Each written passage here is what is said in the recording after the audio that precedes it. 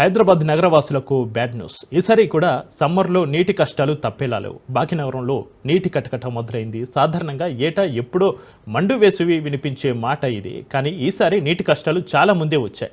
ఇప్పుడే రాజధానిలోని పలు ప్రాంతాలు నీటి కటకటను చవి చూస్తున్నాయి. అభివృద్ధికి చిరునామాగా ఆకాశ హరణ్యాలు ఎంత ఎత్తున వెలుస్తున్నాయో అంతకు మించిన లోతుకు జారిపోతున్న భూగర్భ జలాల సమస్య తీవ్రతను పెంచుతున్నాయి. ఎండాకాలం ఇంకా మొదలవకముందే బోర్లలో నీళ్లు ఇంకిపోతున్నాయి.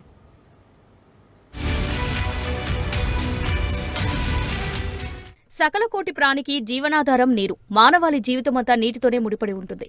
అలాంటి నీరు మనకు వర్షం ద్వారా మాత్రమే లభిస్తుంది. ఆ తర్వాత ప్రజల అవసరాలు తీర్చేవి భూగర్భ జలాలే. అంతటి ప్రాముఖ్యత ఉన్న నీరు ప్రమాదకర స్థాయిలో పాతాళానికి పడిపోతుంది. హైదరాబాద్లో భూగర్భ జలాలు ప్రమాద గంటికలు మోగిస్తున్నాయి. పాతాళ గంగ ప్రజలకు అందనంత దూరం వెళ్లిపోతుంది. డిసెంబర్లో 6.7 మీటర్ల లోతుగా ఉన్న రాష్ట్ర సగటు భూగర్భ జలమట్టం జనవరిలో 7.46 మీటర్ల లోతుకు తగ్గిపోయింది. అంటే నెల రోజుల్లోనే సుమారు 0.74 మీటర్ల మేర భూగర్భ జలమట్టం పడిపోవడం ఆందోళన రేపుతుంది.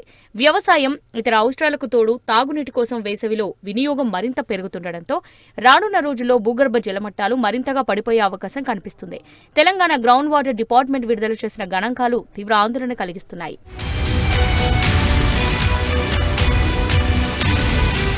వర్షపాతంలో అంతగా మార్పులు లేకపోయినా భూగర్భ జలాలు మాత్రం ఇంకిపోతున్నాయి. భూమిలోనికి చేరాల్సిన జలాలు దూరమవుతున్నాయి. మరోవైపు రోజురోజుకు పెరుగుతున్న నీటి అవసరాలతో భూగర్భ జలాలు వేగంగా అడుగంటుతున్నాయి. నగరంలోని అమీర్పేట్, ఎస్ఆర్ నగర్, కూకట్పల్లి, మియాపూర్, బండ్లగూడ, మల్కాజ్గిరి, మాదాపూర్, గచ్చిబౌలి, బంజారాహిల్స్ ప్రాంతాల్లో భూగర్భ జలాలు పాతాళానికి పడిపోయాయి. ఈ ప్రాంతాల్లో భూమిపై నుంచి 10 మీటర్లు కిందికి వెళ్తే తప్ప నీరు అందడం లేదు.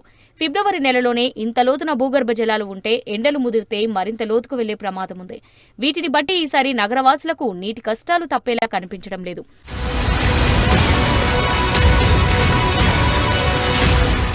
వర్షాలు నీటి వనరుల రూపంలో నేలలోకి ఇంకే నీటిని 10 కాలాల పాటు నిల్వ ఉంచుకోకపోతే సమస్యలు తలెత్తుతాయని భూగర్భ జలవనరుల నిపుణులు హెచ్చరిస్తున్నారు. నేలమట్టం అడుగంటితే భూతాపం పెరగడం, నీటిలో ఫ్లోరైడ్స్ వంటి విషపూరిత రసాయనాల గాఢత పెరగడం తదితర సమస్యలొస్తాయని హెచ్చరిస్తున్నారు. హైదరాబాద్ పరిధిలో గోదావరి, కృష్ణా, మంజిరా నదుల నుంచి ఉపరితల జలాలు సరఫరా అవుతున్నా ఇక్కడ నగరవాసులు భూగర్భ జలాలను విపరీతంగా ఉపయోగించుకోవడంపై దృష్టి పెట్టాల్సిన అవసరం ఉందంటున్నారు.